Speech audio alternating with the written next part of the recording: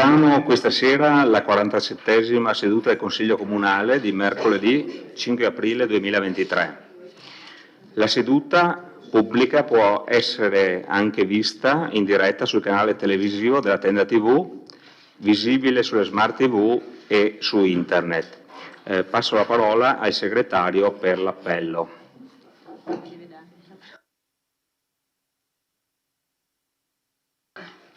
Bagliana Mirella, Casagrande Andrea, non c'è. Zareggian Antonio, De Antoni Giulio, De Bastiani Alessandro, De Nardi Barbara, Dus Marco, che non c'è, Gomiero Maurizio, Miatto Antonio, Pagotto Alberto, Parrella Roberto, Rasera Gianni, Rosset Mario, Salezze Silvia, Sant'Antonio Paolo, presente, Tonon Roberto e Varaschin Gianni. Ci sono 3 assenti, il numero legale c'è. Il numero legale c'è, quindi nominiamo gli scrutatori. Pagotto, grazie, Varaschin, grazie, e De Nardi Barbara, grazie. Comunicazioni. C'è qualche comunicazione da fare? No. Prego, Sindaco. Beh, una novità che mi pare anche abbastanza importante, della quale ancora non sappiamo, non abbiamo ancora capito i motivi, però gli avvocati nostri, relativamente alla questione derivati, ci hanno comunicato che gli avvocati di controparte sarebbero disponibili a saldare quello che è stato definito in sede di sentenza, di cui abbiamo già parlato, relativamente non alla quota parte interessi ancora dovuti, ma di tutte le altre voci relative ai costi a tutt'oggi sostenuti, agli interessi e a tutte le altre voci. Quindi ci sapranno dire effettivamente tempi, modalità. C'è stata questa offerta. Grazie Sindaco. Bene, apriamo i lavori con la prima interrogazione a risposta orale pervenuta in data 16/3 dal consigliere comunale Alessandro De Bastiani, gruppo De Bastiani Sindaco, Rinascita Civica, ad oggetto: cosa succederà al Teatro da Ponte alla scadenza della convenzione prevista per il 31 marzo 2023? Prego, lascio la parola al consigliere De Bastiani, prego. Grazie Presidente. Sì, nel frattempo il 31 marzo è passato, anche perché io avevo presentato con un leggero ritardo l'interrogazione e quindi è già scaduto quel termine di cui è oggetto l'interrogazione. La premessa è che nell'anno 2010 il Comune di Vittorio Veneto ha stipulato un protocollo d'intesa con Fondazione Cassamarca per la gestione del Teatro da Ponte. La convenzione, scaduta la prima volta nel settembre del 2022, è stata prorogata fino al 31 marzo 2023. La Fondazione, in seguito, ha proposto al Comune l'acquisto del teatro per un importo di 2 milioni e mezzo di euro, e il Comune ha commissionato una prima perizia che ha stimato il valore del teatro in euro 1,5 milioni, e in seguito ha commissionato un'altra perizia all'Agenzia delle Entrate. 2 perizie. Nel bilancio di previsione 2023, che avete approvato la scorsa seduta, è previsto un impegno di spesa per la gestione del teatro per 145.000 euro. Per la proroga dei 6 mesi il Comune elargirà a Fondazione 14.600 euro. In conseguenza di questo atto, il Comune ha rinnovato la convenzione per la gestione del teatro con il Centro Teatrale Lorenzo da Ponte, rinnovo valevole appunto fino al 31 marzo, quindi è scaduto anche quello. Considerato che appunto questa data scade la convenzione del Comune con Fondazione, è scaduta la convenzione del Comune con Fondazione Camp Samarca e io dicevo che per quella data sicuramente non sarà perfezionato l'atto di acquisto del teatro, effettivamente, e che il 31 marzo appunto è scaduta anche la convenzione tra Comune e il Centro Teatrale Lorenzo da Ponte. Si chiede pertanto cosa succederà o cosa è successo in realtà dal 1 aprile. Si è rinnovata la convenzione e la spesa ipotizzata di 145.000 euro rimarrà invariata o fra pochi giorni sarà necessaria una variazione del bilancio? Grazie. Grazie, consigliere De Bastiani. Lascio la parola al sindaco Miatto. Prego, sindaco. Sì, lei ha ragione, col 31 marzo è scaduta anche la proroga che avevamo con Fondazione. Noi ci eravamo impegnati su volontà di questo Consiglio Comunale di cercare di appurare quello che poteva essere un equo prezzo per un acquisto di quell'immobile. Abbiamo fatto una prima valutazione che ha dato un certo risultato, quello che lei riporta qua, di 1,5 milioni. La controparte, a fronte di questa valutazione, ha denegato la possibilità di cedere quell'immobile a quel prezzo là e ha disquisito anche circa la bontà della valutazione, che era effettivamente un po' particolare come approccio. Oltretutto veniva detto da parte della controparte che era dichiaratamente di parte e non era correttamente valutato. Per cui, per tenere la testa al toro, abbiamo chiesto di avere una proroga e ci siamo avvalsi di un ente che tra i disponibili poteva dare maggiori garanzie di imparzialità e di essere di sopra delle parti, massimo di queste caratteristiche poteva essere riconosciuto in Agenzia delle Entrate. Ci avevano detto che l'avrebbero completato il lavoro entro il 31 marzo, infatti diciamo sono stati di parola, ma è arrivato alle ore 10:49 del 30 marzo la loro valutazione, che ha tutta un'altra impostazione e il risultato finale è pressoché sovrapponibile a quanto richiesto dalla Fondazione.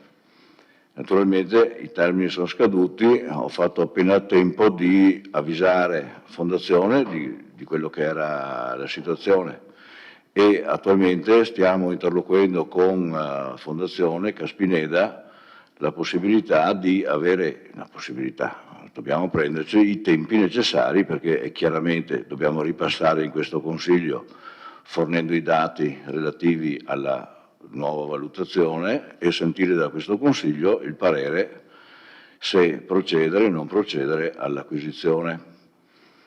Contemporaneamente noi ci stiamo anche muovendo perché ci vogliono dei tempi tecnici anche per individuare le possibilità tecniche di reperire i fondi per un'eventuale, se lo vuole il Consiglio, acquisizione. Quindi in questa fase stiamo semplicemente interloquendo con Fondazione e i contatti sono sia telefonici che anche ufficiali per addivenire a una nuova modalità. Questo è quanto. Grazie Sindaco. Il consigliere De Bastiani è soddisfatto o meno della risposta?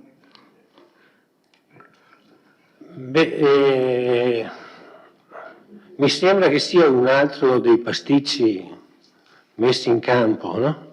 Perché non si riesce a capire Due perizie a che cosa servono? Tra l'altro lei, sindaco, non mi fa neanche il buon nome a questo perito, perché se abbiamo un perito che fa perizie di parte, cioè, non lo so, insomma, quanto, quanto faccia piacere a questo ingegnere o chi era, cioè, farsi dire che fa le perizie in base alle richieste di qualcuno. Evidentemente non era una buona perizia.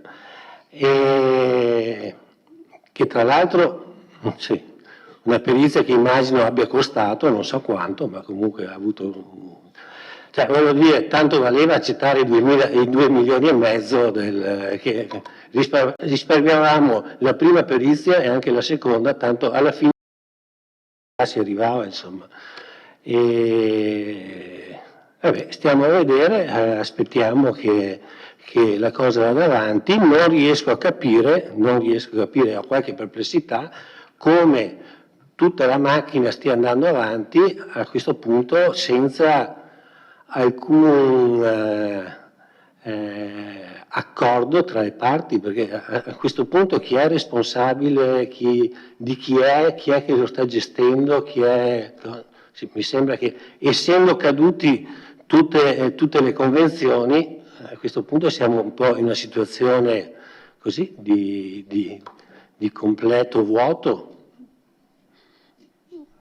Se la convenzione scadeva il 31, penso che se il giorno 1 non sono stati fatti degli altri accordi, non penso che valgano quelli di prima. Comunque, aspettiamo quello che ci proporrete più avanti. Grazie.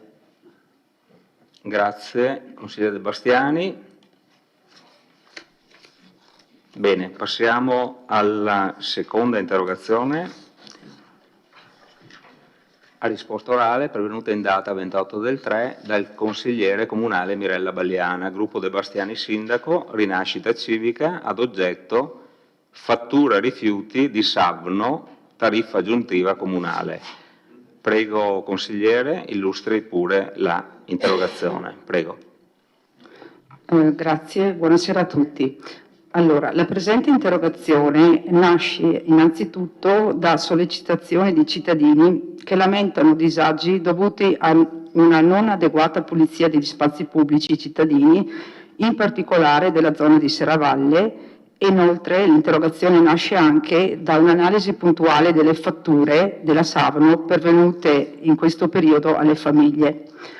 Oltre a questo ho avuto anche contatti con il mondo associativo e il mondo sindacale che mi hanno fatto presente che sulla questione rifiuti tariffe e sul piano pulizia spazi pubblici anche un'organizzazione sindacale ha presentato mesi fa al sindaco un quesito e ancora oggi non ha avuto risposta rispetto a queste questioni poste. Nel merito dell'interrogazione e andando un po' a visionare le fatture di Savno pervenute alle famiglie, nel totale della tariffa è inclusa la cosiddetta tariffa aggiuntiva comunale che noi non vediamo scritta, abbiamo solo scritto tariffa aggiuntiva comunale, ma non sappiamo di quant'è l'importo, ora ve lo dirò, che per le utenze domestiche viene corrisposta da 13.460 famiglie e ammonta a 201.900 euro, mentre le utenze non domestiche, quindi le imprese e le attività commerciali, che sono stimate in circa 1.700, versano circa 64.000 euro, per un totale complessivo quindi della tariffa aggiuntiva comunale di 265.000 euro. Quindi è una cifra abbastanza significativa che i cittadini di Vittorio Veneto e le imprese versano nei confronti di Savno. Però a fronte di questa cifra abbastanza significativa noi non sappiamo quali servizi puntuali eroga Savno al nostro territorio. E la tariffa aggiuntiva che gli utenti pagano è di 15 euro per l'anno 2022 e dall'esame delle tabelle delle tariffe rifiuti pubblicate in allegato al verbale del deliberato dell'Assemblea del Consiglio Bacino Sinistra Piave che ogni anno si riunisce ad aprile per appunto decidere poi le tariffe della gestione dei rifiuti, In questa tabella, appunto, le tariffe aggiuntive comunali per l'utenza non domestica, cioè quella per le imprese e attività commerciali, vengono riportate puntualmente e in modo giusto, corretto, mentre quella per l'utenza domestica non è corretta dal mio punto di vista e viola l'indirizzo politico che stabilisce che per la tariffa rifiuti va determinata in modo progressivo in base al numero dei componenti il nucleo familiare e non per unica utenza, no?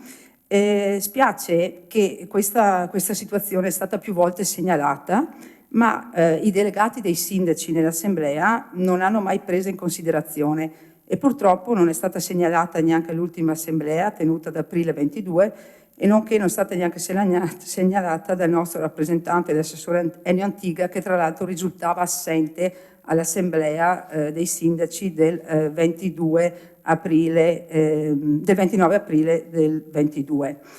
Detto questo, per fare un paragone con un altro consorzio, il consorzio Priula-Contarina, che sapete che gestisce i rifiuti dall'altra parte della provincia di Treviso, il consorzio invece Priula, nel sito si trovano puntuali riscontri rispetto ai servizi che il consorzio Priula offre al territorio, cioè dà in cambio della tariffa aggiuntiva comunale e tra l'altro, oltre ad una puntuale tariffazione, esiste l'applicazione avviene in modo progressivo in base ai componenti del nucleo familiare.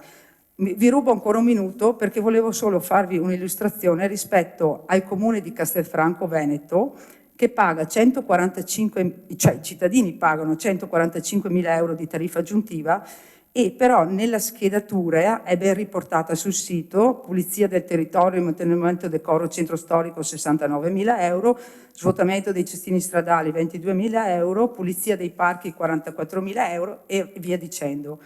Noi come comuni che applichiamo la tariffa aggiuntiva non sappiamo a cosa corrispondono questi 260.000 euro che noi cittadini versiamo.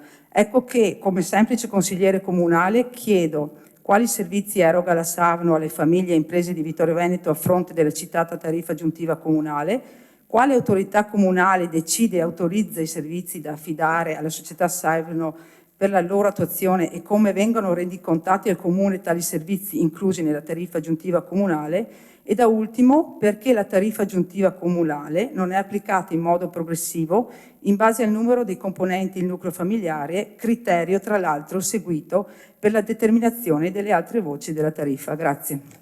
Grazie consigliere. Risponde il sindaco? Rispondo io. Ah, scusi. Assessore Fasan, prego. Buonasera a tutti. Premesso che in tutto il territorio gestito da Savno viene applicata una tariffa unica per il servizio standard, uguale per tutte le utenze domestiche e le imprese,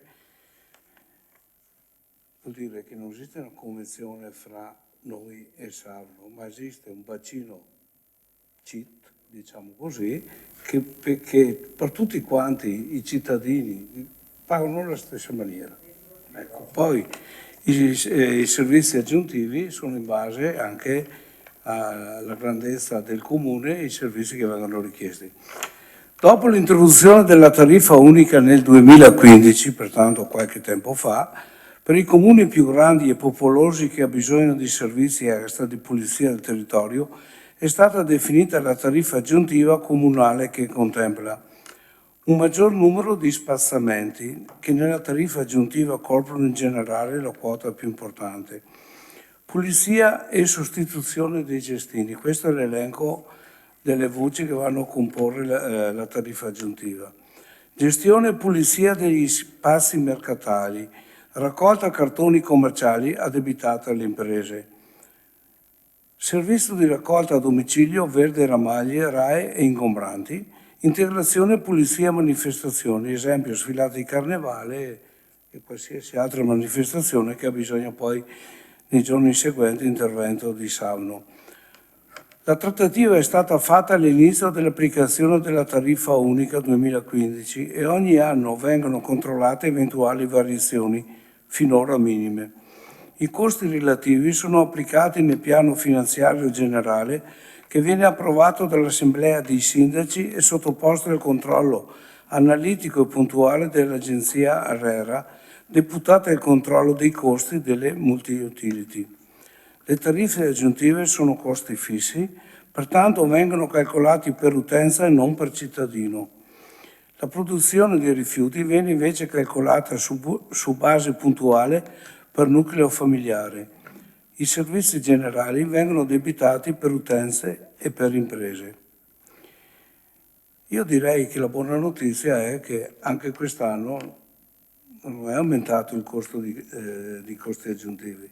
Pertanto voglio tranquillizzare tutti i cittadini vittoriesi, gli utenti di Savno, che non c'è stato alcun aumento. Credo di essere stato esaustivo. Lei ha fatto un sacco di domande, ma io devo condensare, è chiaro, la risposta. Bene, grazie Assessore Fasan. Lascio la parola al consigliere Bagliana per dichiarare se è soddisfatto o meno della risposta. Prego. Allora, ringrazio l'assessore Fasan per la risposta, però secondo me assolutamente non c'entra il punto della questione. Innanzitutto che applicano la tariffa aggiuntiva comunale sono 22 comuni su 44, mi sembra, ecco, e quindi non tutti. Io ho chiesto che siano dettagliati, cioè corrisposti gli impegni di spesa per i servizi che vengono fatti.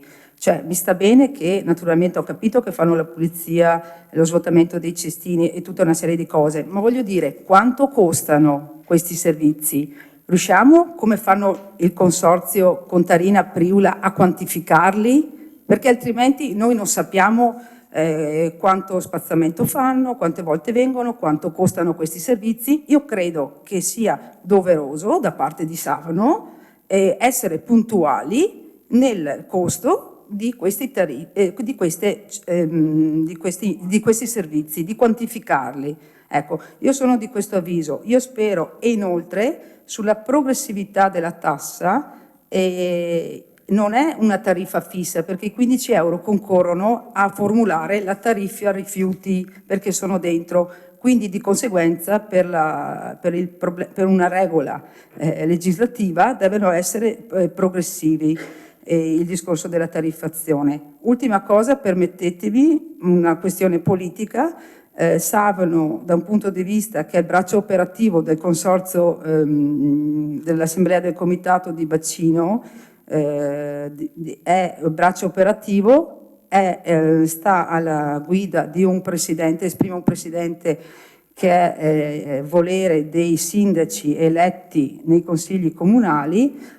Trovo qualche perplessità rispetto alla figura del direttore generale di Savno, che attualmente è occupata da l'ex onorevole Giampaolo Vallardi, quindi un senatore e di competenza politica. Non vedo la compatibilità con questa figura di direttore generale, che a mio avviso deve essere una figura professionale con requisiti tecnici e di gestione. E quindi 3 minuti sono passati. Grazie. Grazie. Bene.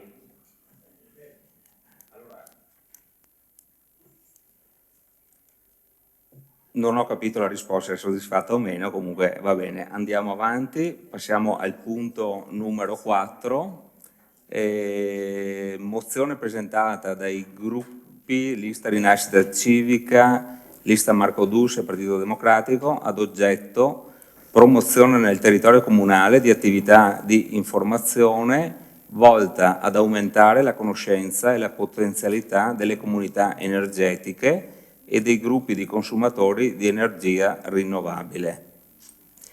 Lascio la parola, scusate un attimo perché qua, lascio la parola al consigliere Dus per l'illustrazione della proposta di mozione. Prego, consigliere. Buonasera a tutti, grazie Presidente.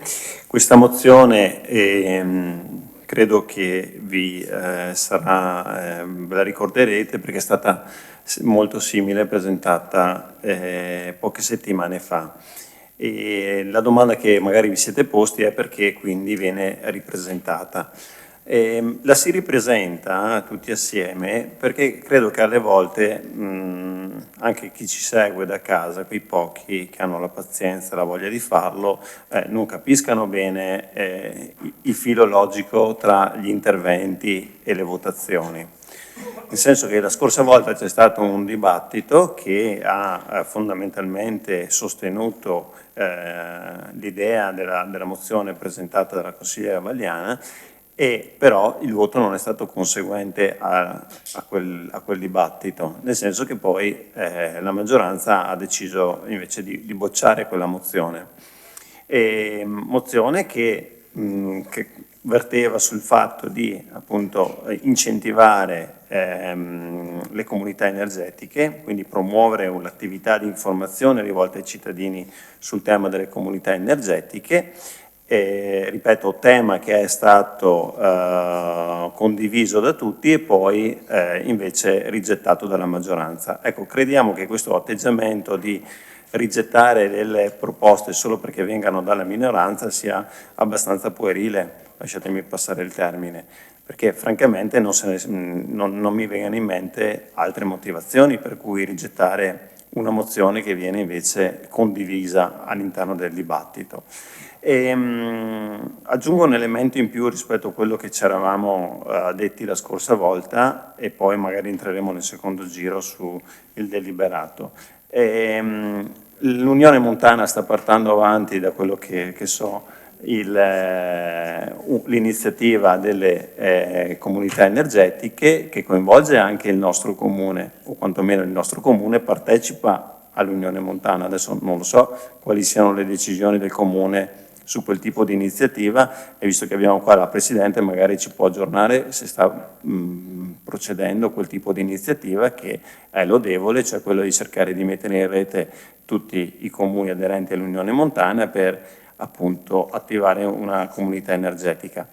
Ripeto, è un tema di stretta attualità, insieme a tanti altri per carità, e la mozione appunto aveva lo scopo di promuovere un'informazione rivolta ai cittadini, perché se le comunità energetiche debbono per forza, per come sono state finora strutturate, partire dalle amministrazioni pubbliche, è chiaro che il tema è che si dovranno espandere in un futuro anche a tutte le realtà private, siano essi condomini o attività industriali o quant'altro. È una cosa che si può fare già ad oggi, però credo che, ripeto, sia il pubblico, come spesso accade, che debba dare inizialmente il buon esempio su questo tipo di tematiche. Ci spiace dover ripresentare e dover riparlare per 2 volte dello stesso tema, però ripeto, troviamo allucinante quello che è successo la scorsa volta, anche perché non vincolava in alcun modo l'amministrazione nel dover fare operazioni vincolanti, appunto, e quindi francamente rigettare la mozione solo perché viene dall'altra parte del banco veramente è un atteggiamento così, che lascia il tempo che trova. Grazie. Grazie, consigliere Dus. Apriamo il dibattito. Consigliere De Antoni, prego. Sì, buonasera. In effetti nella scorsa seduta del 21 febbraio si era discusso di una mozione simile, come ha detto anche il consigliere Dus, e nel dibattito che ne è seguito ci sono stati numerosi interventi anche dei consiglieri di maggioranza che in sostanza condividevano l'idea di attivarsi per questa nuova norma, ma sollevavano dei problemi sull'incertezza dovuta alla mancanza di un decreto, sulle difficoltà a capire esattamente cosa si doveva fare e quando. pur in presenza di questi dubbi, ci sono tante iniziative che sono partite, perché c'è un report del mese di novembre 2022 del GSE, il gestore dei servizi energetici, in cui si dice che erano già 11 le iniziative di autoconsumo collettivo e di comunità energetiche avviate in Veneto, che è la regione che ha avviato più iniziative rispetto a tutte le altre regioni d'Italia.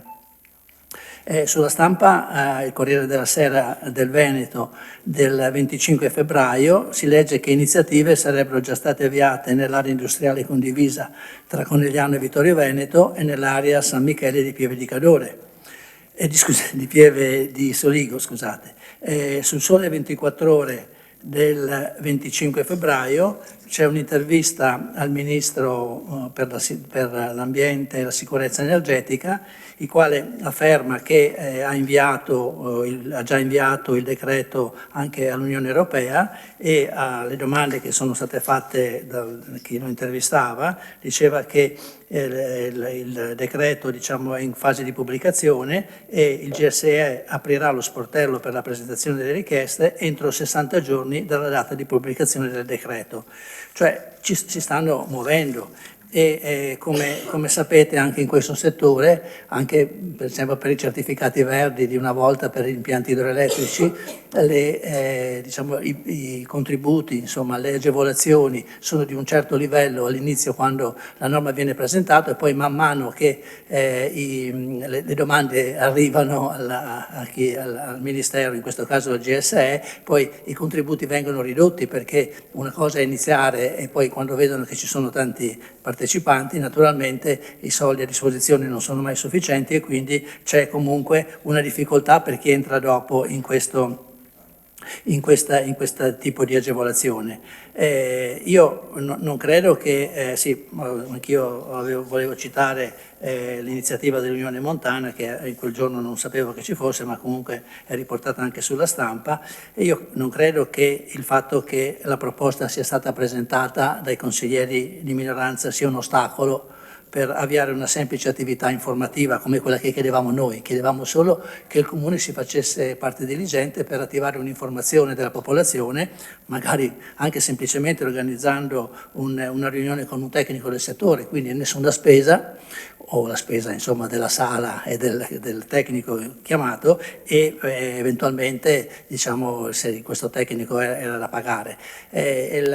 Non riesco a capire, ecco, le motivazioni di questo voto contrario, che alla fine è passato senza nessuna giustificazione, favorevoli alla minoranza, contrari agli altri, e quindi io credo che l'amministrazione e anche i consiglieri di maggioranza possano riprendere in sostanza i contenuti della discussione di allora, e se ci sono delle precisazioni da fare siamo qui per approfondirle, e che, diciamo, votino a favore di questa nostra proposta, che al momento si limita solo a informare la cittadinanza della possibilità per i singoli cittadini messi da soli, cioè una serie di cittadini privati, assieme al Comune o per iniziativa del Comune con altri privati, mettendosi assieme riescono ad avere dei notevoli, diciamo, benefici sia dal punto di vista del costo delle tariffe energetiche, che per fortuna adesso stanno calando, ma anche e soprattutto per la riduzione,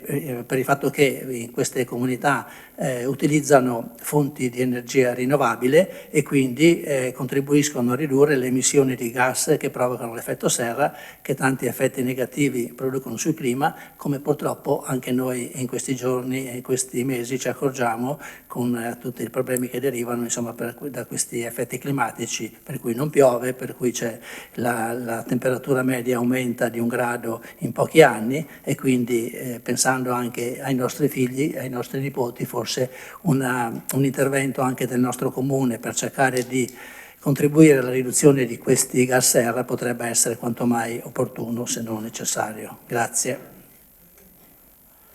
Grazie, consigliere De Antoni. Consigliere Balliana. Sì, grazie.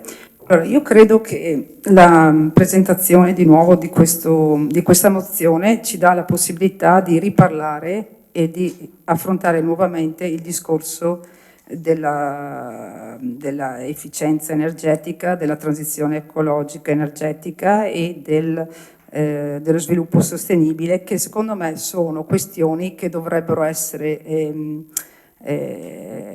dibattute in ogni consiglio comunale da qua in avanti, perché sono argomenti di estrema importanza proprio per gli elementi che ha prima citato sia il consigliere De Antoni che il consigliere Dus.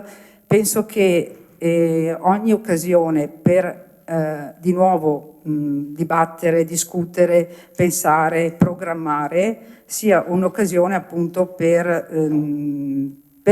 provare a fare una scaletta di quelli che sono gli obiettivi e le priorità.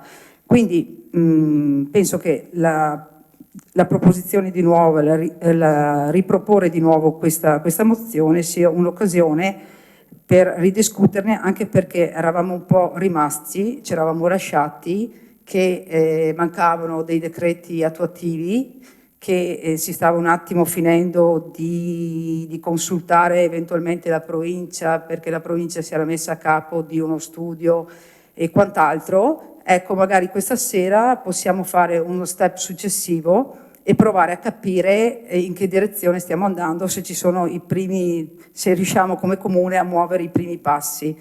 Vorrei solo ricordare che il comune ha come competenza, può farlo, può decidere di farlo, non è obbligato di farlo, però può promuovere. Innanzitutto il primo step sarebbe quello di assegnare risorse per la pianificazione e la progettazione, una volta che si decide di avviare questo percorso delle comunità energetiche. Si propone come soggetto aggregatore il comune stesso, fa informazione sul territorio, fa semplificazione della parte amministrativa. Sapete benissimo che il comune può essere membro eventualmente di una comunità energetica rinnovabile, come non esserlo, ma eventualmente mettere a disposizione i propri spazi, i propri impianti o i propri fabbricati per produrre eventualmente energia rinnovabile. Ecco, quello che mi sento di dire, di chiedere anche al sindaco è, come lei il sindaco avrà seguito i webinar che ci sono stati in provincia e ha partecipato e ha visto appunto che ci sono le varie fasi per l'attivazione di una CER. Si va da una fase preliminare fino alla fase 7 nella realizzazione poi di queste comunità energetiche. La fase preliminare ha un'importanza, la fase preliminare è la preparazione del terreno, diciamo, no? E nella fase preliminare si promuove la conoscenza del tema delle CER e dell'autoconsumo di queste comunità energetiche alla cittadinanza. È una semplice promozione informativa. Sempre nella fase preliminare si coinvolgono eventualmente le associazioni locali di categoria, degli imprenditori, delle imprese, nella formazione e nelle conoscenze di cosa sono queste comunità energetiche. Poi si passa alle altre fasi, l'analisi del contesto, le leggo per titoli, poi ci sono i vari contenuti di vari titoli. Fase 2, visione modello. Fase 3, coinvolgimento e attivazione sul territorio dei portatori di interesse e la partecipazione poi dei cittadini o di enti o di privati, nonché di imprese. Poi la fase 4, l'analisi preliminare e lo studio di fattibilità, e qui è importante perché qui si innesca la questione della ricerca di finanziamenti economici per quanto riguarda il discorso del PNRR, e in particolar modo le comunità energetiche si inseriscono nella misura 2, componente 2, investimento 1.2 del Piano Nazionale di Ripresa e Resilienza. Ecco quindi che se non c'è un'accelerazione rispetto a queste cose, penso rischiamo di eventualmente di non riuscire magari a reperire nemmeno i fondi. Fase 5, costituzione ente giuridica della CER, per poi andare nella fase 6 e 7, che sono quelle di attuazione proprio quindi della partenza della comunità energetica e della messa in funzione, realizzazione degli impianti e richiesta al GSE, che è il gestore dell'energia, no?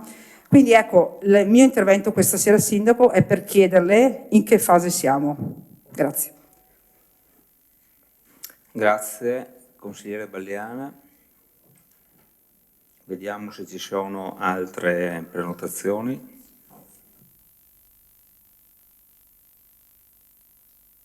Consigliere Tonon, prego. Grazie Presidente, buonasera a tutti.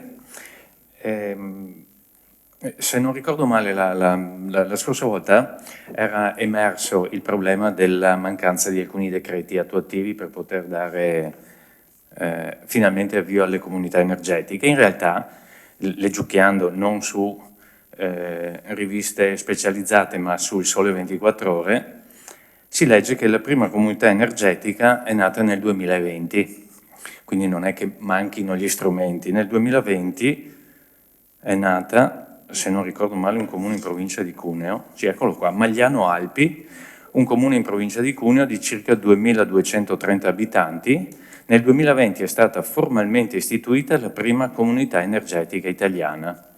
Ne fanno parte edifici pubblici e soggetti privati, e cioè il palazzo comunale, la biblioteca, la palestra, scuole, molte famiglie e professionisti artigiani. Poi, sempre in Piemonte, a Pinarolo, è stato costituito il primo condominio in autoconsumo. Quindi in realtà, evidentemente, volendo si può fare. Fra l'altro, se non ricordo male, anche la nostra provincia di Treviso aveva attivato una giornata di illustrazione per quanto riguarda la possibilità di istituire queste comunità energetiche. Credo davvero che in questo senso farebbe un'opera meritoria il Comune se si attivasse e cercasse di attivare nel territorio la costituzione non come magari promotore diretto, perché capisco che ci vuole anche un impegno degli uffici e sappiamo bene che con i progetti che ci sono in corso è difficile distrarre, lo metto fra virgolette, dipendenti del comune per questo, però farsi da un punto di vista istituzionale promotore di nascite di comunità energetiche, vista anche la diffusione che abbiamo nel territorio, cioè non abbiamo il problema di alcune città grandi, per esempio so che a Milano dovrebbe partire, se non ricordo male, Sala aveva detto con 60.000 metri quadri di superficie, però ovviamente nelle grosse città c'è il problema i condomini che hanno 10 piani difficilmente diventano autonome da un punto di vista energetico. Il nostro territorio invece ha una caratteristica urbanistica ben diversa che consentirebbe la possibilità di usufruire degli spazi che ci sono. Basti pensare anche alla nostra zona industriale, quante quantità di migliaia di metri quadri di tetti, fra virgolette, disponibili. E quindi credo che il Comune ben farebbe, lo ribadisco, a farsi promotore in questo senso. Grazie. Grazie, consigliere Tonon.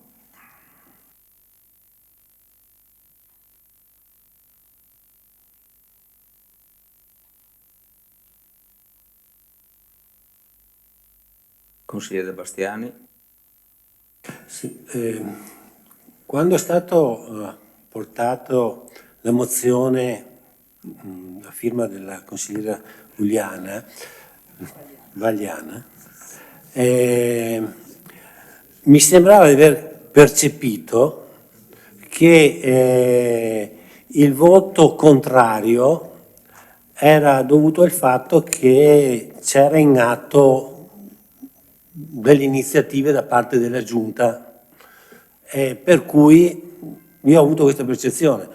La motivazione dell'ora di non votare a favore era perché tanto noi stiamo già facendo e quindi non serve votarla. Però è passato un mese e mezzo, credo, se non anche di più, e non abbiamo visto niente. E io dico che la situazione generale invece richiederebbe una certa urgenza, cioè, tutti quanti siamo ben consapevoli della situazione di emergenza che viviamo nel pianeta a causa di questi problemi. E appunto ho notato che appunto mi aspettavo che nel giro di poco tempo, di qualche settimana, scaturisse dalla Giunta una iniziativa che appunto riportava la faccenda all'attenzione che da noi richiesta. Invece non è successo niente. E mi è venuto in mente che invece in altre situazioni la Giunta è stata molto più celere. Mi ricordo che quando abbiamo sospeso, ritirato il punto dell'ordine del giorno che riguardava l'area Borca, no? Per motivi tecnici era stata ritirata, il giorno dopo è stata subito convocata il Consiglio Comunale per portare subito l'attenzione. Quindi voglio dire che quando volete siete molto celeri e veloci. E invece riscontro che in questo frangente, insomma, non c'è la stessa volontà di affrontare con la giusta emergenza il problema. Grazie, consigliere De Bastiani.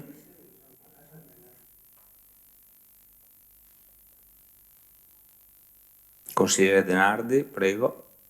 Grazie Presidente. Grazie Presidente, buonasera. Sì, non ripeto quanto detto dai colleghi per non allungare eccessivamente i ragionamenti. Concordo anch'io sul fatto che tutto il ragionamento sul tema dell'energia e del rispetto dell'ambiente debba essere uno dei punti saldi dell'azione anche direi privata, personale di ciascuno di noi, quindi a maggior ragione di coloro che vivono la politica attivamente. Trovo particolarmente incomprensibile il voto che c'è stato su questa mozione nella precedente occasione in cui è stata sostanzialmente discussa, anche perché credo che per una realtà politica come quella di livello comunale negare la possibilità di fare attività di informazione, perché la richiesta della delibera è quella di promuovere attività informative rivolte ai cittadini, sia parzialmente negare una delle essenze indefettibili appunto della realtà comunale. Parliamo tanto di distribuire il livello politico decisionale al più basso livello possibile, parliamo tanto di federalismo, di autonomia anche in alcuni casi, quando il Comune può operare e attivarsi direttamente nei confronti dei cittadini per consentire loro di assumere scelte e assumere decisioni consapevoli che incidono poi sulla vita quotidiana non solo a livello individuale ma anche a livello collettivo, diciamo di no. Mi pare abbastanza un controsenso rispetto a un'idea che io condivido personalmente di distribuzione appunto del livello decisionale al più basso e quindi più vicino ai cittadini possibile. D'altro canto lo trovo anche politicamente incomprensibile, nel senso che la maggioranza fa parte di partiti che altrove promuovono con forza e con decisione questi tipi di scelte, questi tipi di iniziative. Tanto che il Comune di Busto Arsizio ha fatto un bando pubblico per stimolare l'adesione alla comunità energetica promossa dal Comune stesso. Il Comune di Busto Arsizio è guidato da Lega e Fratelli d'Italia, e la Regione Marche, che non mi risulta più sia del centro-sinistra da qualche tempo, ha attivo adesso un bando da 68 milioni di euro, quindi non esattamente bruscolini, che stimola gli enti locali territoriali appunto della Regione a promuovere iniziative di questo tipo. Per cui se altrove ci sono realtà, e ne ho dette solo un paio, che politicamente sono allineate con la maggioranza di questo comune, che hanno talmente, diciamo così, fatto propria queste iniziative da non procedere solo con attività informative, ma proprio da procedere con la creazione, l'attivazione di comunità energetiche, stride ancora di più appunto con l'essere addirittura contrari a informare i cittadini vittoriesi di queste possibilità, di queste opzioni, di queste scelte che possono essere fatte per l'interesse individuale, ovviamente, perché il risparmio è l'interesse di tutti, ma anche per una più corretta gestione ambientale della nostra collettività. Grazie. Grazie consigliere. Ci sono altre prenotazioni?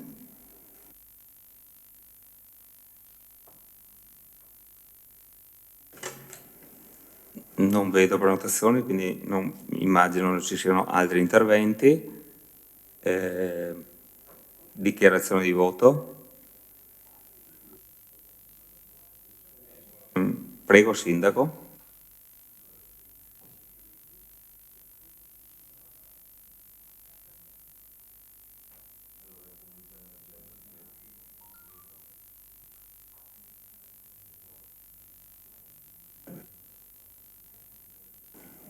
Prego. Il tema delle comunità energetiche viene riproposto questa sera nella stessa modalità con cui è stato posto la prima volta. E dite, avete votato contro. Sì, abbiamo votato contro, non tanto perché l'argomento non sia interessante, valido e da trattare, quanto perché per l'ennesima volta la minoranza propone mozioni su argomenti che sono già all'ordine del giorno dell'attività dell'amministrazione e già ci si sta muovendo per portare a casa un qualche risultato. Cosa è cambiato dalla prima volta che abbiamo trattato l'argomento? Normativamente nulla, cioè già, come diceva il consigliere Talon, dal 2020 si poteva già mettere in piedi un qualche meccanismo di comunità energetica, dove però le modalità di allestimento di questa comunità energetica erano già sufficientemente chiarite dalla normativa vigente. Oggi invece non si è ancora completato la normativa che possa supportare le amministrazioni o chi è interessato ad allestire una comunità energetica di tutte le certezze che sono necessarie a fronte di investimenti. Per esempio, a tutt'oggi, se voglio fare una comunità energetica importante da 1000, butto là un numero, da 1000 kW di potenza installata, oggi bisogna farne 5 finti da 200, e quindi con maggiori costi di allestimento piuttosto che farne uno unico. È uno degli esempi per cui oggi siamo ancora in attesa che la normativa si completi. Non occorre andare in Piemonte, mi pare che anche nella vicina Cappella Maggiore si sia fatto un impianto con la volontà di condividere poi il prodotto in modo tale che da accedere al meccanismo tipico della comunità energetica è quello di arrivare a consumare localmente tutta l'energia prodotta. Se andiamo proprio all'osso della questione, praticamente la comunità energetica è finalizzata ad avere un eccesso di soci consumatori rispetto ai soci produttori in modo da garantirsi il completo consumo all'atto della produzione, contemporaneo della produzione, e quindi massimizzare l'intervento premiale che c'è sul prodotto consumato istantaneamente. Quello è il riassunto dei riassunti. Cos'è cambiato dall'altra volta? È cambiato che il sindaco, che doveva fare il suo corsetto, no, finalizzato, ha partecipato a tutte le elezioni, anche l'ultima in presenza in provincia di Treviso, acquisendo tutto quello che c'era da acquisire. Chiunque può partecipare come socio consumatore socio produttore o sia produttore che consumatore alle comunità energetiche, sia pubblico che privato, qualsiasi personalità fisica o giuridica può partecipare, quello non è un limite. Quello che vi dicevo l'altra volta era che l'amministrazione cercava di venire a conoscenza direttamente di tutti gli aspetti attualmente esistenti delle comunità energetiche e la cosa è stata completata e fatta. Stiamo guardando un pochettino di fare la sommatoria dei tetti disponibili qua a Vittorio Veneto di proprietà comunale, sui quali poi accertare se possono reggere un maggior peso che va dai 15 ai 25 kg per metro quadrato, perché i pannelli pesano 15 e alle volte servono anche strutture di sostegno, per cui il peso medio per metro quadrato varia a un range da 15 a 25 kg. Alla fine dei quali si può anche calcolare quanta potenza si può installare, e guardate che Vittorio Veneto non è mica secondo nessuno, produciamo quasi 1.400.000 kWh l'anno di fotovoltaico, siamo stati fra i primi e forse i più avveduti all'epoca ad allestire quasi tutti quanti in secondo conto energia, in secondo conto energia, quindi col massimo della contribuzione di premiale per kilowattora prodotto. Il secondo conto energia è stato quello più ricco per le pubbliche amministrazioni. Ne abbiamo approfittato, ne abbiamo fatto 7 di impianti, uno molto grosso che forse è ancora il più grosso fra i più grossi interamente pubblici in Italia. Quindi non è che non siamo attenti all'argomento, lo stiamo approfondendo. Come vi dicevo l'altra volta, faremo 2 tipi di informazione per la nostra cittadinanza, sia per coloro che vogliono fare o gestire al meglio impianti fotovoltaici che già dovessero avere, e uno per informare di quello che si può fare con le comunità energetiche, tenendo conto che bene sarebbe poter usufruire dell'idroelettrico per poter avere la copertura di consumi anche notturni che altrimenti col fotovoltaico non ci sarebbero. Per noi è precluso l'eolico perché non c'è vento a sufficienza qua da noi per avere produzioni interessanti. E poi, oltre all'idroelettrico, anche le discariche chiuse, discariche una volta chiuse, è un argomento abbastanza importante perché possono essere utilizzate per la produzione fotovoltaica e avere il massimo della contribuzioni più ampie che se non di altri tipi. Quindi diciamo che noi abbiamo raggiunto un sufficiente grado di conoscenza per mettere a conoscenza i nostri cittadini, le nostre realtà di qualsiasi tipo nel nostro territorio e anzi anche oltre il nostro territorio, perché se ben vi ricordate l'altra volta mi ero riproposto di interessare anche i comuni limitrofi, perché qualora dovesse completarsi la normativa di cui vi dicevo, l'area attorno alle cabine primarie potrebbe estendersi anche per 10 km, quindi interessare territori sovracomunali. È lo stesso meccanismo che credo abbia interessato l'Unione Montana nel momento in cui si è data da fare per interessare un'area ben più ampia del singolo comune. Quindi aspettatevi a breve che le cose già dichiarate si avverino, è un percorso già tracciato, è un percorso condivisibilissimo, lo stiamo già facendo, quindi mi sembra pleonastico impegnare un'amministrazione a fare una cosa che sta già facendo. Grazie, Sindaco. Altri interventi? Consigliere De Antoni? Sì, io apprezzo molto gli approfondimenti del Sindaco su questi temi, che sono temi importanti e apprezzo anche il tempo che dedica a queste cose. Il tema deve essere il tema dell'amministrazione, non del sindaco, no? Che oggi è qui e che approfondisce bene queste cose, però è l'amministrazione nel suo complesso che deve portare avanti queste iniziative.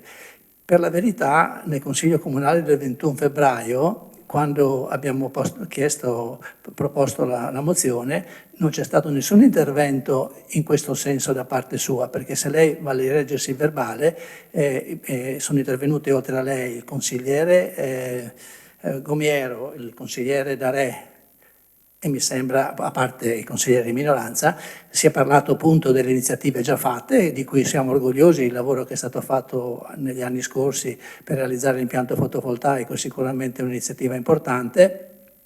Si è parlato delle difficoltà di conoscere bene le norme che adesso si conoscono perché il decreto è stato perfezionato ed è stato inviato alla Comunità Europea, quindi c'è il decreto, e tant'è che anche negli interventi sul giornale da parte di altri tecnici si rileva comunque che alcuni chiarimenti non sono ancora pervenuti, ma ci sono, cioè il testo attuale esiste e su questo si può lavorare.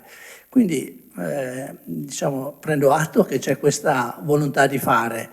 Un mese e mezzo fa non era apparsa, non si era, salvo il consigliere De Bastiani che da tanti anni fa il consigliere, forse riesce a capire meglio quelli che sono anche i pensieri nascosti degli amministratori. Lui aveva percepito questa cosa. Dal verbale e dalla discussione che c'è stata questa cosa non era emersa, erano emerse solo le difficoltà a capire la normativa.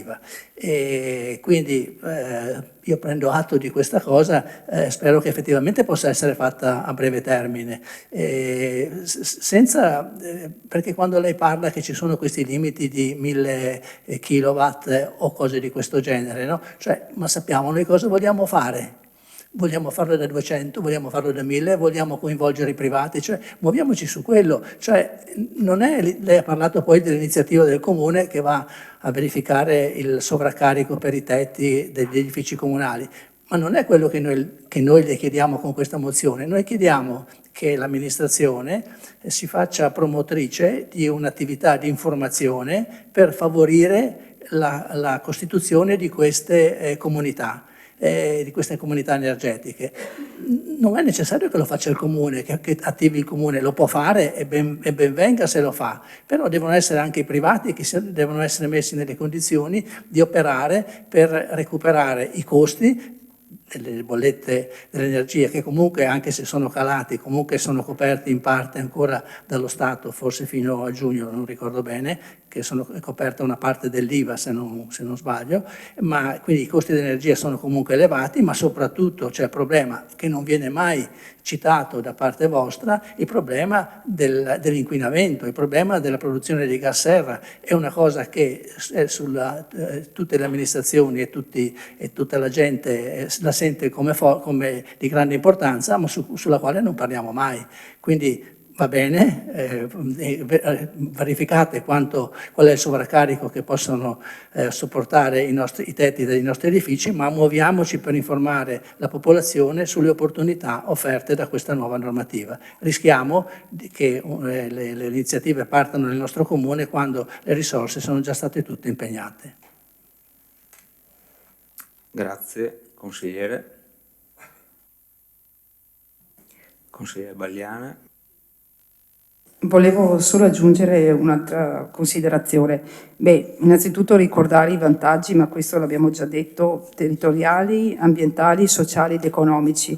Vorrei soffermarmi sui vantaggi di tipo economico-sociale, nel senso che le CER, tra gli obiettivi primari che hanno, è quello di sconfiggere la povertà energetica che tante famiglie hanno, e sarà sempre un maggiore tema da qui per il futuro. Penso che la questione del costo energetico e quindi della possibilità poi delle persone di accedere ai servizi anche base nelle famiglie, nelle case, diventerà veramente una questione importante. Ecco perché dobbiamo assolutamente cercare di muoverci il prima possibile. Una cosa vorrei chiedere di nuovo al sindaco. Lei ha detto che vi state muovendo e state già iniziando a valutare alcune questioni, e quindi diciamo non prendete in considerazione la mozione che proponiamo, o almeno sembra. E io le chiedo, sindaco, sì, ma dai fatti passiamo anche, cioè dalle parole passiamo anche ai fatti, cioè volevo chiedere, ci sono risorse nel bilancio? Adesso io non mi ricordo nel bilancio che abbiamo approvato però non mi ricordo se abbiamo previsto degli impegni di spesa relativamente a delle progettazioni rispetto alle CER o alle comunità energetiche in generale, sì, ai gruppi di consumo. Io non mi ricordo questa particolarità, se proprio avevamo deciso, voi avete deciso di impegnare un tot di spesa, perché poi vanno impegnati dei soldi anche per la progettazione, per gli studi, per quant'altro. E quindi immagino che la valutazione che state facendo adesso la state facendo tramite gli uffici interni o avete incaricato qualcuno all'esterno, punto di domanda, perché altrimenti appunto dovrebbero esserci di conseguenza dell'impegno di spesa. E questo secondo me andrebbe fatto, cioè qualora un'amministrazione decide di andare in una direzione e è convinta di seguire quella direzione, impegna anche dei soldi per poi portare avanti quello che è il percorso. Io mi fermo qua e penso che comunque sia importante parlarne sempre, quindi penso, non so, a distanza di un mese, 2 mesi, chissà che ci ritroveremo qui a ridiscutere ancora di comunità energetiche.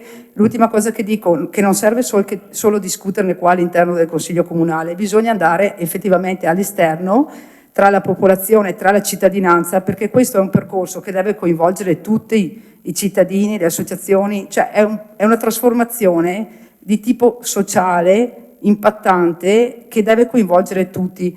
E per coinvolgere tutti ci serve un percorso abbastanza impegnativo anche da un punto di vista informativo. Non è che basta fare una assemblea e poi basta, ci salutiamo. Secondo me c'è un lavoro da fare alla base e c'è un impegno, e credo anche che potrebbe essere un'idea quello di eventualmente discuterne anche all'interno delle commissioni consigliare, che ricordo sono degli organismi deputati anche a discutere in termini propositivi dei percorsi da fare. Grazie. Grazie, consigliere. Consigliere Dus. Sindaco, lei dalle pagine del Gazzettino di qualche settimana fa ha dichiarato, o almeno così le hanno fatto dichiarare, di essere stanco. E questo un po' si vede perché quando era assessore il parco fotovoltaico l'ha realizzato e ha permesso alla città di Vittorio Veneto di dotarsi di un impianto a energia pulita, ed ora invece per quanto riguarda le CER questa cosa qui non sta venendo avanti. Allora io l'appello che le faccio è quello di non mollare adesso, di stringere i denti e di portare a termine questa opera che è molto complicata dal punto di vista normativo, questo nessuno lo discute, è in continua evoluzione, come abbiamo detto, però è un primo pezzo di un puzzle molto complesso che deve essere posto e deve partire dalle amministrazioni comunali. Ci sono iniziative privatistiche? Assolutamente sì, che stanno venendo avanti, però ripeto, se non è il pubblico a dare questo tipo di esempio, chi deve darlo? Allora, questa sera scopriamo che ci sono sono già in corso delle interlocuzioni, si stanno già organizzando, eccetera, eccetera. Ecco, come ho ribadito più volte, piacerebbe anche a noi consiglieri sapere cosa si sta facendo, non tanto per giudicare, ma per essere magari anche noi a nostra volta, nel nostro piccolo, cassa di risonanza per delle iniziative che possono essere lodevoli, come questa qui, delle comunità energetiche. Pensare di essere sempre sufficienti a voi stessi credo che sia limitativo come pensiero. Il ruolo della minoranza in questi casi deve essere anche quello di supportare delle iniziative lodevoli. Allora, torno a dire, un'iniziativa così che non ha colore o confine politico deve essere supportata da tutti. È la seconda volta, ripeto, che presentiamo questa mozione, come diceva la consigliera Mirella, per darne maggiore risalto. Se ci sono delle iniziative del Comune, magari ce lo fate sapere anche noi, così possiamo parlarne e promuoverle a nostra volta. Grazie, consigliere.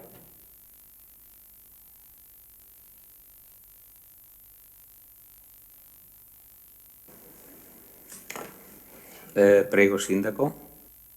Avete parlato di due cose distinte. Una è quella informativa, cioè l'attività che è bene che un'amministrazione faccia, cioè quello di mettere i cittadini e tutti i vari soggetti fisici e giuridici esistenti nel proprio territorio a conoscenza delle norme, delle modalità, dei benefici che poi, non facendovi i conti, non è che siano strabilianti, però concorrono tutti quanti a obiettivi condivisibili. C'è la barzelletta, no? Che fa la differenza fra francesi, tedeschi, spagnoli, italiani. Ecco, in Italia quando una cosa non la si è capita, ecco, l'italiano la insegna, no? Quindi, diciamo così, abbiamo finito di capire un pochettino l'alfa e l'omega di quello che è la normativa attuale. Non è perfetta, ma effettivamente ce n'è abbastanza per poter far nascere qualche forma organizzativa del tipo appunto comunità energetica, e per quel che riguarda l'informazione, ripeto, la faremo anche considerando la non comunità energetica, ovvero sia il fotovoltaico, che ce n'è ormai molto a Vittorio Veneto, in modo da poterlo gestire al meglio. Per quel che riguarda invece l'intervento diretto del Comune, no, consigliere Bagliara, non ci sono fondi destinati, però si può anche studiare perché ci sono forme di cointeressenza con capitali che possono anche intervenire ad alleviare l'impegno, se non annullarlo in qualche caso specifico. E quindi è bene informarsi a fondo anche di queste modalità, non soltanto butto la soldi per... Quindi è un po' più complesso di quello che può sembrare. Comunque sul pezzo, noi siamo sul pezzo e abbiamo già cominciato a farlo da tempo. Grazie, Sindaco. Consigliere Tonon. Grazie, era per sottolineare quello che ha detto il Sindaco, perché effettivamente la mozione chiede esplicitamente, e il Consiglio Comunale delibera di chiedere al Sindaco e alla Giunta di promuovere un'attività di informazione rivolta ai cittadini del nostro territorio al fine di aumentare la conoscenza e le potenzialità di questi strumenti innovativi che prevedono la creazione di comunità energetiche e di gruppi di autoconsumo collettivo tra cittadini o tra l'ente comune e i cittadini, e l'impiego per la realizzazione degli impianti di produzione di energia di aree o coperture di edifici pubblici con l'obiettivo di generare benefici diretti con la riduzione dei costi dell'energia per i cittadini con maggior disagio economico che ricadono o rischiano di ritrovarsi nella condizione di povertà energetica. Punto 1. Punto 2. Assicurare ai cittadini tale informazione anche attraverso la creazione di un apposito sportello. Quindi è esattamente quello che dice lei, che poi possa essere pleonastico, sì, ma il non accogliere la mozione significa quasi smentire quello che state facendo. Grazie, consigliere Tonon.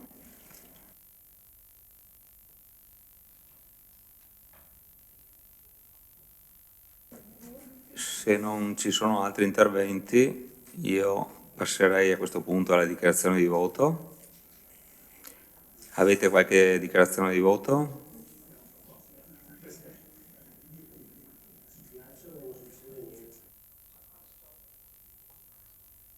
Niente, passiamo in votazione. No? Prego.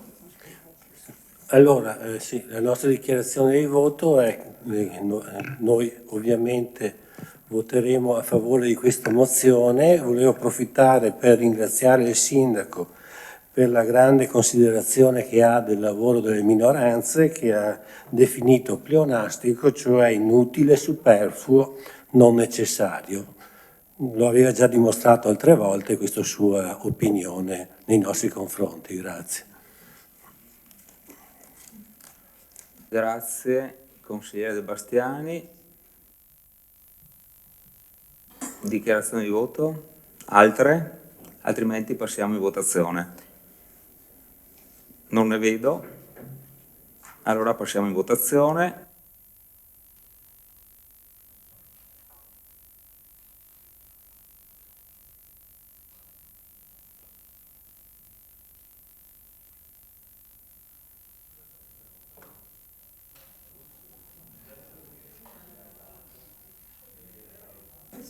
Aperta la votazione.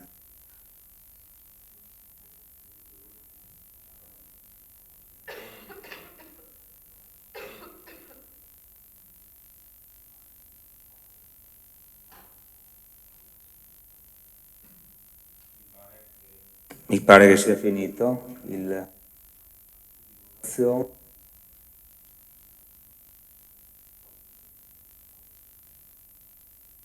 Allora, la mozione è respinta con contrari 10, favorevoli 6, astenuti 1.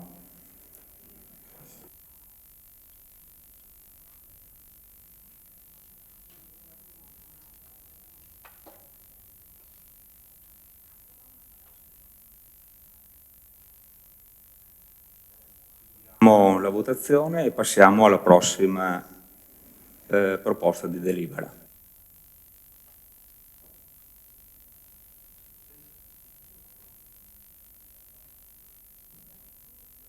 Prossima proposta di delibera è l'approvazione dello schema di patto parasociale per la nomina delle cariche sociali in Asco Piave. Chiedo all'assessore Antiga di illustrare la proposta di delibera. Prego, Assessore. Grazie Presidente, buonasera a tutti. Lo schema che andiamo a approvare questa sera, se viene approvato, è uno schema di patto parasociale, perché il 19 aprile è stata convocata l'Assemblea dei Soci Asco Piave per il rinnovo delle cariche sociali.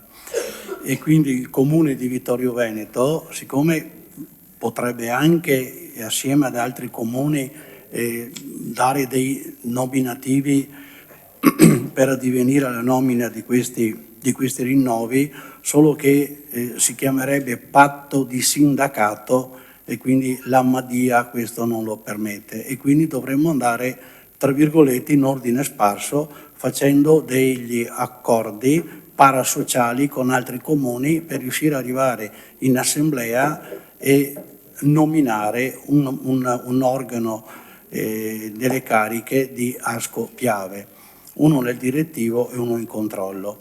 I patti parasociali che ci viene proposto questa sera di siglare è insieme ad altri comuni, ed è il comune lo avete in cartellina, ma per dire il comune di Cairano San Marco, Carbonera, Cavaso, Cesone di Valmarino, Istrana, Maser, Meolo, Pieve del Grappa e Vittorio Veneto insieme a Rovigo. Tutti questi con un patto parasociale che andremo questa sera ad approvare, se lo approviamo, andremo all'Assemblea dei Soci il 18 e andremo a nominare 2 componenti all'interno del Consiglio, uno al Consiglio di amministrazione e uno all'organo di controllo.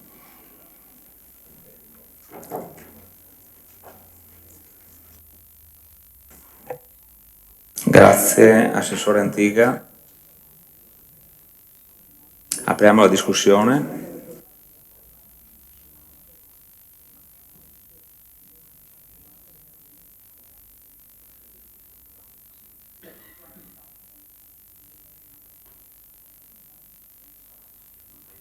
Prego, consigliere De Antoni. Si riprenoti, scusi. Ok, no, una domanda per l'assessore, cioè ha detto che noi partecipiamo a questo patto parasociale e andremo a nominare, forse a proporre insomma la nomina di 2 componenti, l'organo diciamo deliberativo e l'organo di controllo. Volevo capire, lo facciamo in questo raggruppamento, in questo patto parasociale, oppure con questo patto parasociale partecipiamo a un patto parasociale più grande o a un'altra cordata che assieme a noi voterà indicherà questi 2 nominativi? Ed era la prima domanda. La seconda domanda che avevo posto anche in commissione, ma non era la commissione, sì, era la commissione deputata a esaminare questo punto, ma lei non ha potuto esserci, ma c'era il sindaco, e ho chiesto, ma forse non sono avvezzo a queste cose, ma cioè il comune riceve una telefonata dal comune di Rovigo o dalla società di Rovigo che gestisce questa attività e dice: perché non partecipate anche voi a questo patto che abbiamo deciso di fare? E noi rispondiamo di sì, evidentemente, ma se ce l'avesse chiesto, ho visto i comuni che fanno parte di questo patto, sono comuni diciamo anche lontani da noi che non conosco, insomma Meolo, altri comuni, cioè non vedo quale sia la relazione, no, che porta a questo tipo di accordo, perché ce l'avesse chiesto il comune di Conegliano, di Cappella, di Sarmede, sono comuni qui vicini e capisco, ma in base a quali considerazioni il comune decide di partecipare a questo patto parasociale?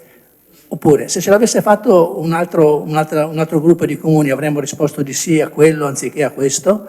Mi sfugge la logica che ha portato a questa proposta di oggi.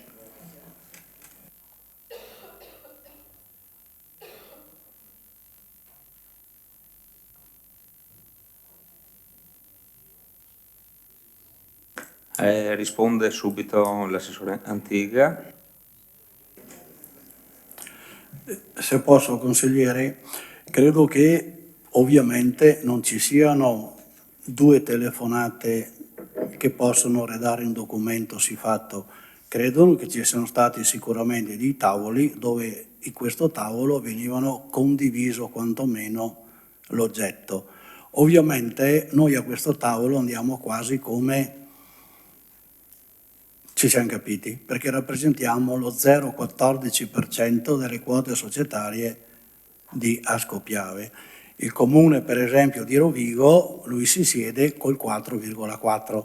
Quindi ovviamente noi siamo stati chiamati ad un tavolo dove quel che è servito sarà sicuramente di nostro gradimento. Se adesso lei mi dice cosa c'è sopra il tavolo, non glielo so dire, ma sopra il tavolo c'è qualcosa sicuramente che è di nostro gradimento, altrimenti non andremo a sottoscrivere un patto parasociale siffatto, anche perché è il 18 che si esprime l'assemblea dei soci e credo che in quella data vengono poi messe le carte.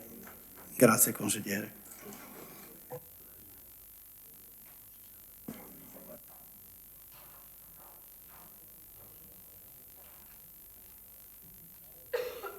Altri interventi? Prego, consigliere.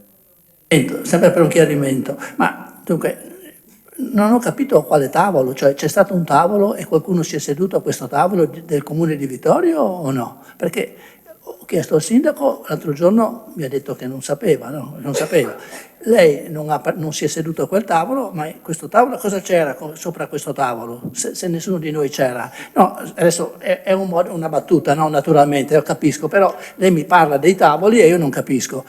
Cioè, penso che anche se siamo piccoli soci con lo 0, quello che è, no? Però è sempre una cosa del comune, cioè è una proprietà del comune che io non dico che possa andare a dettare legge e dire siamo il comune di Vittorio Veneto e decidiamo noi, no? Non si può dire questo. Okay? Però, questo credo che non si possa dire, però capire come si muovono le cose, io come consigliere di minoranza che non conto niente, a me piacerebbe comunque sapere come si svolgono queste cose, perché poi leggiamo sul giornale che ci sono questi accordi che se leggiamo solo la composizione e le quote partecipate da Ascopiave, cioè è tutto un intreccio di partecipazioni che è una cosa che anche nelle società più grandi non avviene, insomma qui avvengono queste cose.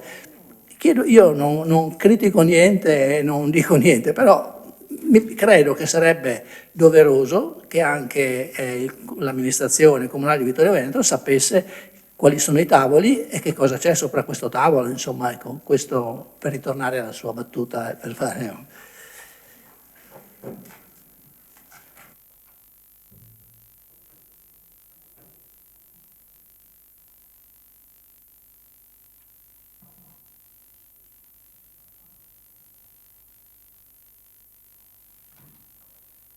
Consigliere De Bastiani.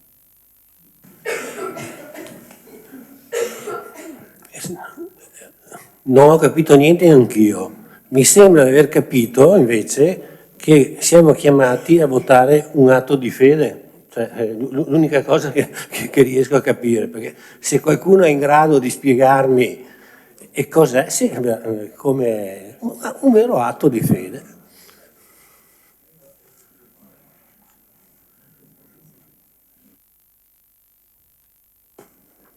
Prego, consigliere Adre. Allora all'interno della Scoppiave c'è una maggioranza e un'opposizione. Viene nominato un componente dell'opposizione che in questo caso viene rappresentato da Rovigo, che è la quota maggioritaria. Noi che siamo il 0, pochissimo, partecipiamo solo per onor di firma, in quanto le nostre quote non sono certamente così forti da poter determinare assolutamente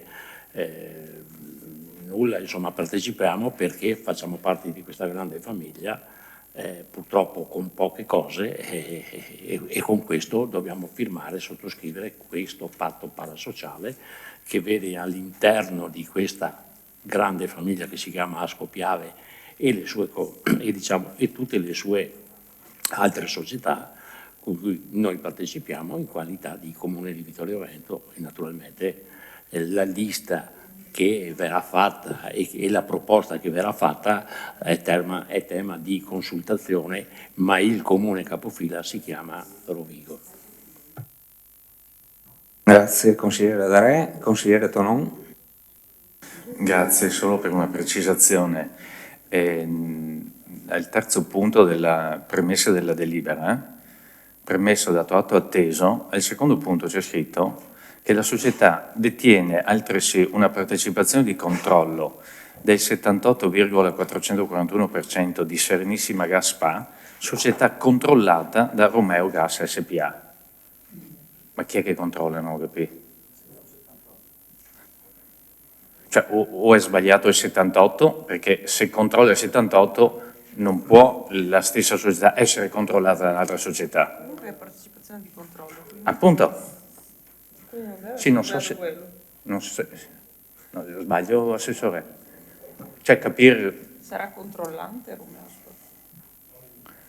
Insomma, verificate perché non può essere un doppio controllo, ecco, in questo senso. Grazie.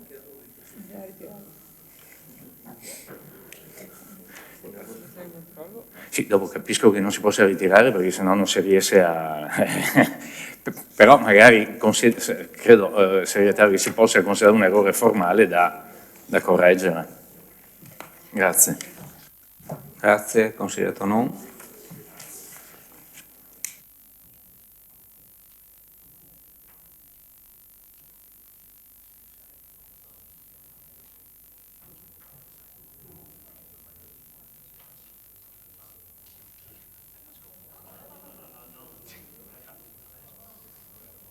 Altri interventi?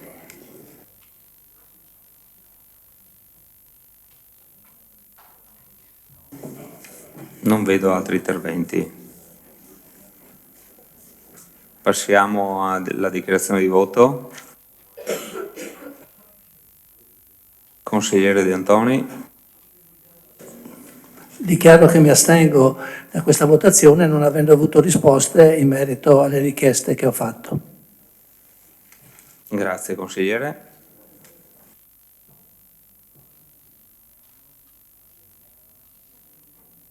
Altre dichiarazioni di voto?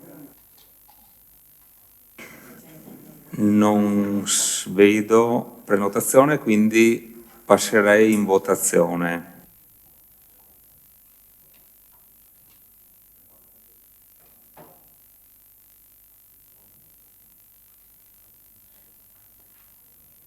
Aperta la votazione.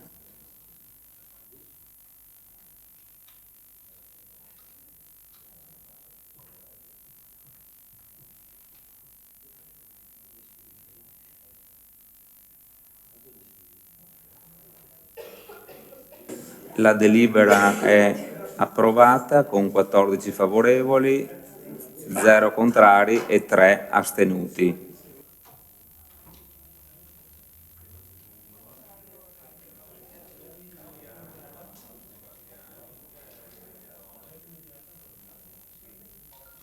votiamo per l'immediata eseguibilità.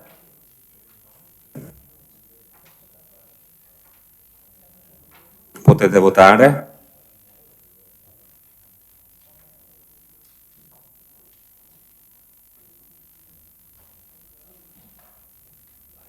La delibera è immediatamente eseguibile con favorevoli 14, contrari 0, astenuti 3.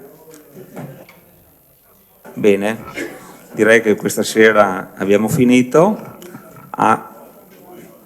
Auguro a tutti i consiglieri buona Pasqua e ci sentiamo al prossimo Consiglio. Arrivederci.